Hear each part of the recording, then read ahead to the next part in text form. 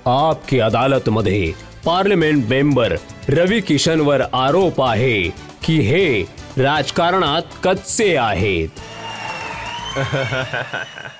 रवी किशनजी, तुम्ही जेव्हा राजकारणात आलात त्यावेळी जेव्हा पूर्ण देशामध्ये मोदीची हवा होती, तुम्ही काँग्रेसच्या तिकिटावर निवडणूक लढलात आणि जौनपूरच्या लोकांनी तुमची हवाच काढली. माझे घरवाले, माझी बायको सर्वांनी सांगितलं की काँग्रेस 2014 मध्ये हरणार आहे. काही म्हणतात ना ग्रह, ते ग्रह तुमच्या डोक्यावर नाचतात. तर तुम्ही कुठे, मी जाणार होतो 2014 मध्ये अमित शहांना भेटायला. तर ते मला तिथेच स्वागत माझं करणार होते आणि राजनाथ सिंगजी मला घेऊन जाणार होते. सगळं ठरलं होतं. आणि तिथे गाडी लेफ्टला जाण्याच्या ऐवजी जे काही लोक माझ्या गाडीत बसले होते त्यांनी मला म्हटलं राईटला चला. तर जे गाडीत बसले होते ते 2 असे नक्षत्र होते, ते मला घेऊन गेले राईटला. ते मला राईटला घेऊन गेले हे सांगून की तुम्हाला फक्त कॉफी प्यायची आहे. आणि ती कॉफी पिण्यासाठी आज ही गोष्ट स्पष्ट करतो हे प्रकरण काय आहे की कॉफी प्यायला मला सर्वांनी सांगितलं होतं, बायकोनी सांगितलं होतं नाही म्हणायचं, भले तुम्ही कॉफी पितायत पण असं करून यायचं. कारण मोबाईल बाहेर ठेवला होता आणि मी आत बसलो होतो आणि मी जेव्हा काही बोलत होतो. नाही, कॉफी कोणी पाजली? काँग्रेसच्या खूप मोठ्या नेता आहेत ते. मी सांगून देतो ना, जनतेला तर सांगितलं पाहिजे, लपवायची काय गरज आहे? प्रियांका गांधींनी तुम्हाला कॉफी पाजली होती.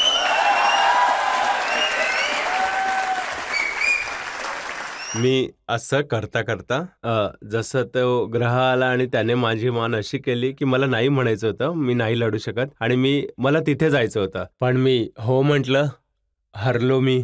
आणि प्रत्येक माणूस, तुम्ही सुद्धा आयुष्यात काहीतरी चूक केलीच असेल, तशी मीही केली. नाही, मी ऐकलंय की मनोज तिवारी तुमच्यापेक्षा जास्त चतुर निघाले. ते पहिल्यांदाच 2014 मध्ये मोदीजींच्या रथात बसले. मनोज खूप स्मार्ट आहे. तो नेहमीच ते मनोज ब्रेन जरा जास्त लावतात. मी सांगितलं ना, मी भावनांमध्ये जरा जास्त, मी इमोशनमध्ये आयुष्यात खूप वेळा असाच चुकलो आहे. खूप नाही, वेळा. जर तुम्ही चुकून इथे नसता आलात तर राहुलजींसोबत यात्रा करत असते.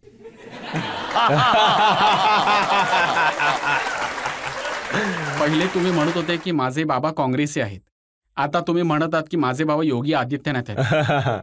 बघा, योग्य आहे. आधीच्या काळी तीच पार्टी होती, तीच देश म्हणतात ना आपली. आम्हाला काही समजत नव्हतं आणि कुटुंब एकच चालवत असायचा. तो कुटुंब कसा चालवायचा हे काही माहित नव्हतं. असं वाटायचं की बस हेच लोक आहेत आणि हेच देश चालवणार. इंग्रज गेले आणि सगळं काही यांच्या हाती दिलं. हेच लोक आपल्याला ऑपरेट करतायत आणि आपण त्यांच्याच पद्धतीने चालायचो. जिथपर्यंत मोदीजींसारख्या माणसाने आपल्याला हे असं सांगितलं नाही की बघा, देश असा चालतो, देश एवढा विराट बनू शकतो, विश्वगुरूही बनू शकतो. देशाला नाहीतर पाकिस्तान घाबरवते, चायना ज्यांचं मन करेल ते आपल्याला बोलतायत, मारतायत. ज्याचं मन असायचं, आता आपण बोलू शकतो की हा भारत आहे.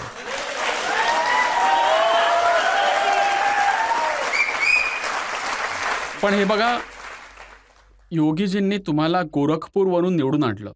आता गोरखपूर तर अशी सीट आहे जिथून साधू संत लढत होते, संन्यासी लढत होते. 40 वर्षापासून ते जिंकत राहिले. तर लोकांनी म्हटलं नाही की हा कोण नाचणारा गाडा आला लढण्यासाठी? हे बघा, ते असं घडलं की मी जेव्हा गोरखपूरला गेलो होतो तेव्हा सर्वांना वाटलं महाराज काय चुकीचं करताय, इथे तर सगळ्या मंदिराच्याच सीट आहेत, मग हे कुठून आले? बाहेरचा असण्याचा सुद्धा विरोधकांनी आमच्यावर आरोप लावला की हा बाहेरचा आहे. आणि आता पक्का रवी किशन इथून हरेलच. आणि तिथे मला असं वाटलं की बाहेरचा मला खूप काळजी वाटत होती. रोज निवडणुकीसाठी फिरायचो, भटकत राहायचो, पूर्ण काळा झालो होतो मी. 45-46 डिग्री. आणि रोज सोबत चालणारेच रात्री म्हणायचे की अरे तू निवडणूक हरणार आहेस, कशाला उभं राहिलास आता? मी म्हटलं ते म्हटले अजून झोपलेला आहे, उभा नाही राहिलास निवडणुकीत? मी म्हटलं निवडणुकीत उभं कसं राहायचं? ते म्हणाले तू बाहेरचा आहेस. मी म्हटलं हे तर म्हणजे डोळ्यात एकदम आसूच आले. मी एवढी सारी मेहनत करतोय आणि ते तर आता हरू नाही शकत मी, भले काही होऊ द्या. मग ते म्हणत होते की बाहेरचा आहेस, तर माझं आईशी बोलणं झालं. मग मला समजलं की मी इथला गोरखपूरचाच आहे. मी म्हटलं कसं? तर म्हणे तू शुक्ला आहेस, तू गर्ग गोत्राचा आहेस आणि मानखोर गोरखपूरमध्ये एक जागा आहे, त्या जागेला शोध. ते गाव शोधलं. तिथे सकाळी 5 वाजताच आम्ही गेलो. बढळगंज जवळ मानखोर नावाचं एक गाव आहे. तिथे जेवढे सारे शुक्ल आहेत, म्हणजे वर्ल्ड मधले जेवढे शुक्ल आहेत तिथूनच येतात, गर्ग गोत्राचे. तिथे गेलो, तिथे माती खणली आणि मग नंतर डोकंच घातलं तिथे आतमध्ये आणि तिथेच फोटो काढला आणि म्हटलं बाहेरचा नाहीये मी, याच मातीतला आहे, बघा बाहेरून नाही आलोय. तर सुपरस्टार रवी किशन आता रवी किशन शुक्ला म्हणून अवतरित हे झाले. बघा, राजकारणात रजत भाऊ, जेव्हा कधी तुम्हाला संधी मिळते ना, तेव्हा लोक राजनीतीमध्ये तुम्ही जेव्हा याल ना, तेव्हा तुमचं पूर्ण खानदान, पुढचं मागचं कुठचं कशाचं पूर्ण शोधून काढतात सगळं. तर मग ज्याला आपल्या बाबतीत जाणून घ्यायचंय किंवा समजायचंय की मी कोण आहे, आता मग तुम्ही त्या निवडणुकीचा फॉर्म भरा, नामांकित करा. पूर्ण विरोधी पक्ष तुमची सगळी माहिती काढेल. पण गोरखपूरकरांनी मला सांगितलं की तुम्ही तिथे स्पीच दिली, सांगितलं की करोडो रुपयांचा खर्च करून तुम्ही इथे स्मशानभूमी बनवली, जळायला मजा येईल. नाही, होऊन जाईल म्हणजे काही कवाली नाहीये की होऊन जाईल. बघा, झालं काय होतं, आज मी स्पष्ट सांगतो, कारण खूप साऱ्या विरोधकांनी मला ट्रोलही केलं होतं त्यासाठी. झालं असं होतं रजत सर, की मी महाराजींसोबत तिथे स्मशानात गेलेलो. महाराजींनी तिथे 62 करोडचं खूप सुंदर असं स्मशान बनवलंय ताप्ती नदीजवळ, राजघाट. तर तिथे महाराजांनी मला सांगितलं की मग संधी मिळाली आमदाराच्या रूपात भाषण करण्याचं. तर तिथे मला वाटलं स्मशानावर काय भाषण द्यायचं. तर मग मी खूपच ब्लँक झालो होतो तिकडे. ते म्हणाले, नाही, बोलावं तर लागेलच तुम्हाला. मग तिथे स्मशानावर मी उभा राहिलो आणि बघतो तर सगळी पब्लिक तिथे जमा झाली होती आणि त्याच सगळ्यांनी मला वोट दिले होते. मी उभा होतो असा. आता मी म्हटलं की महाराजजींनी खूप खर्च केलाय, तुम्हाला समजतंय ना, आणि ही नदी आहे, तुम्ही पहाटे पहाटे सकाळी इथे काय काय करतात हे सगळं आता आम्हाला माहिती आहे. पण ऐका, इथे ज्याचा मृत्यू होईल तो सरळ स्वर्गात जाईल. आणि महाराजजी नवीन मशीन. तर हे बघा, हे सांगण्याचं कारण हे होतं की ते ताप्ती नदीजवळ लोक पूजा करतात, तर तुम्ही ती घाण करू नका, कचरा टाकू नका, इथे तुम्ही असं चुकीचं काहीच करू नका. आणि महाराजजी इथे तुमच्यासाठी सगळी काही व्यवस्था करणार आहेत. त्याला तुम्ही हे बघा, कारण मी ब्राह्मण आहे, तर माझ्या घरी वडील पुजारी आहेत, तर अशाच भाषेत आम्ही बोलतो तिकडे. जन्म मृत्यूच्या गोष्टी, म्हणजे तिथे पोळी खायची आहे, भाजी खायची आहे, त्यासारखं. तसं मृत्यूबद्दलही बोललं जातं. तर अशी भाषा होती जनतेने, परंतु मला क्षमा केलं. पण तुम्ही म्हटलं काय, पूर्ण गोष्ट सांगा ना. अरे राम, की बघा भावांनो, हे सगळे इथे भोजपुरीत बोलू का? हां, भोजपुरीत बोलू?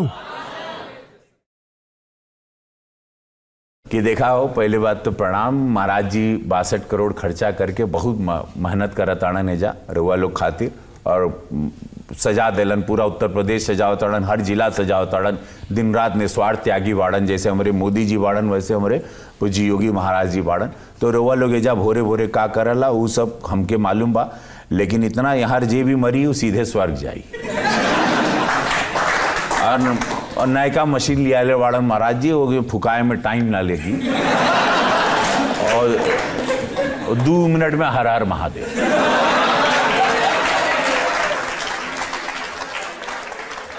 तर तो हा, जो परसाला जाईल तो नरकात जाईल, आणि जो परसाला नाही जाणार तो स्वर्गात जाईल. तर असं म्हणजे समजतंय ना, गोष्ट होती स्वच्छतेची, गोष्ट होती त्या जागेची पण रक्षा. तुम्ही जेव्हा बोलत होते तेव्हा मी बघितलं की योगीजी हसून हसून घायाळ झाले होते. एवढं हसताना मी त्यांना कधीच पाहिलं नाही.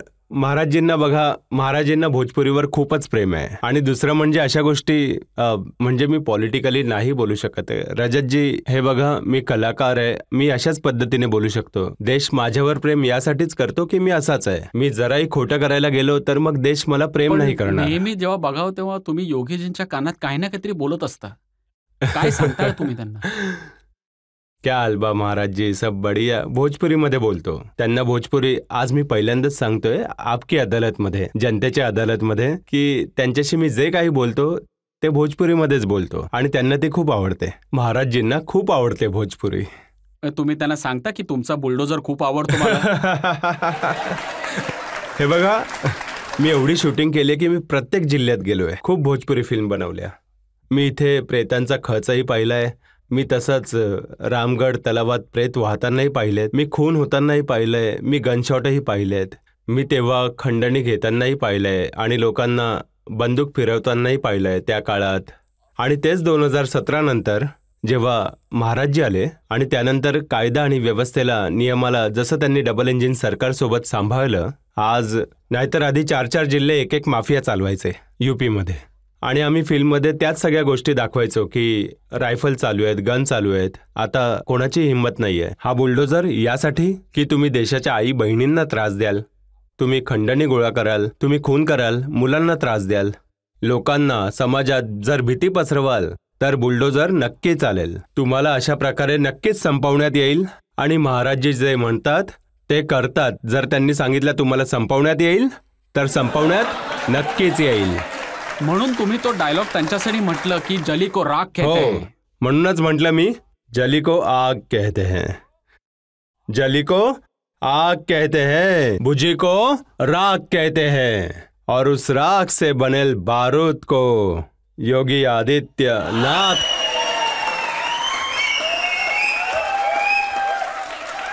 योगीजी तर तुमच्यावर खुश होणारच तुमचं सगळं ऐकून. पण पार्लमेंटमध्ये जी लोक आहेत ती खुश नाही आहेत. का? जया बच्चन सिनियर आहेत तुमच्या इंडस्ट्रीमध्ये, सिनियर आहेत तुम्हाला पार्लमेंटमध्ये. त्यांनी म्हटलं की रवी किशन ज्या थाळीत खातात त्या थाळीत छिद्र करतात. 400 प्रश्न मी आतापर्यंत 4 वर्षात सोडवले. 7 बिल प्रायव्हेट. बघा, त्यांची आपत्ती फक्त यासाठी होती की असं इम्प्रेशन क्रिएट केलं जात होतं की मुंबई फिल्म इंडस्ट्रीमध्ये जेवढी लोक कामं करतात हे सगळेच्या सगळे ड्रग ॲडिक्ट आहेत, सगळेच्या सगळे दारुडे आहेत. त्यांनी माझा प्रश्नच नव्हता ऐकला मॅडमनी.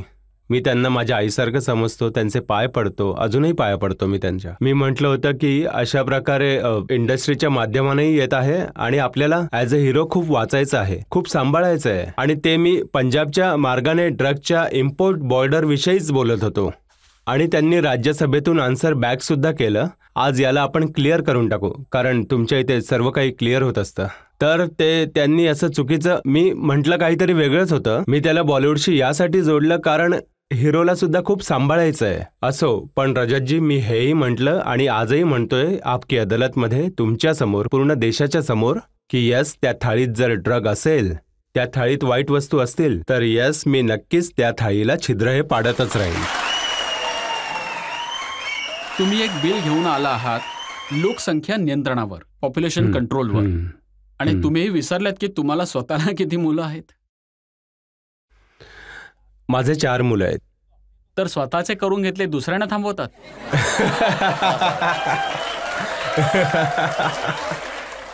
रजतजी जर हे बिल आधी आलं असतं तर आम्ही सगळे सावध झालो असतो. माझं तुम्हाला म्हणणं मान्य आहे की नाही? जर हे बिल पॉप्युलेशन कंट्रोलचं आधी आलं असतं तर आपण सगळेही कंट्रोल असतो. आज चायना स्ट्रॉंग आहे कारण त्यांनी बिल आणलं. आज ते खूप मोठी शक्ती बनून उभे आहेत. तसे आपणही. तर तुमची 4 मुलं झाली यासाठी तुम्ही काँग्रेस पार्टीला ब्लेम करताय. त्यांच्या सरकारने आधी हे बिल नाही आणलं. तुम्ही लोक यावर काय म्हणणार आहे? तुम्ही लोक याचं उत्तर द्या जनतेच्या न्यायालयात. हो, आणि हे बिल हे काँग्रेसला आधी आणायला हवं होतं की नाही? हे बिल काँग्रेसला आधी आणायला हवं होतं की नाही? जर हे बिल आधी आलं असतं तर नाही. माझे 2 असते आणि तुमच्या लोकांचे किती असते?